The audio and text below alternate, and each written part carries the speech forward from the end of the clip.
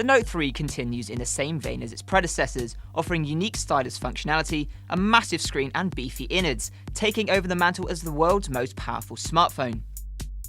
The display on the Note 3 is up once more from the previous model, jumping from 5.5 inches to 5.7 inches of Full HD Super AMOLED glory. Although this is the same resolution as the Samsung Galaxy S4, it doesn't quite get the same pixel density due to the larger screen, but at 386 ppi it still looks very impressive. What's even more impressive is that the Note 3 is both smaller and lighter than its predecessor.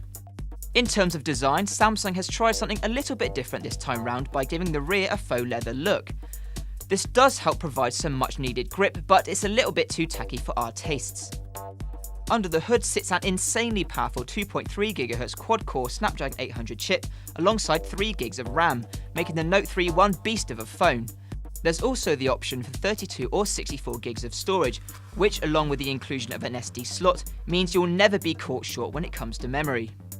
To cope with all this power, the Note 3 has been loaded with a massive 3200 mAh battery, which performs excellently. We ran our 90-minute video test with screen brightness on full and various accounts syncing in the background and only lost 13%. This makes it better than the Galaxy S4, HTC One and Sony Xperia Z, which all lost at least 19% during the same test. The camera is also a big highlight here, again a 13 megapixel offering much like the Galaxy S4. The UI and shooting modes are borrowed from the Samsung Galaxy camera, and the large sensor is capable of taking some very nice photos, with a maximum resolution of 4128 by 3096. It definitely won't disappoint, and while it doesn't quite offer the same quality of the Lumia 1020 or Xperia Z1, you're unlikely to find issue with it.